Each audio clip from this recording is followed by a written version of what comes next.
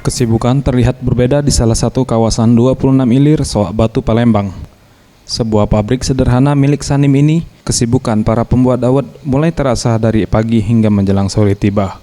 Olahan dawet ini terbuat dari tepung beras yang dicampur air dan daun berwarna suji, lalu direbus di atas bara api kayu sambil diaduk hingga mengeras dan mengenyal seperti jeli.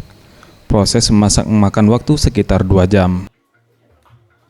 Selanjutnya adonan tepung dimasukkan ke dalam cetakan, kemudian ditekan untuk membentuk tekstur dawet yang berbentuk pipi memanjang lebih kurang 2-4 cm. Olahan dawet sebagai menu takjil buka puasa mulai mengalami peningkatan permintaan pada saat bulan Ramadan. Guna memenuhi permintaan pasar yang terus meningkat selama Ramadan, Samin mempekerjakan 12 pegawai di pabriknya ini. Dengan hasil produksi perharinya mencapai 100 dirigen yang dijual seharga 95.000 per dirigennya atau setara 20 kg.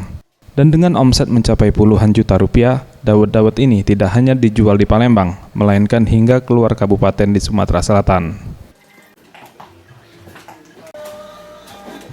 Septian Rizky, Sriwijaya TV.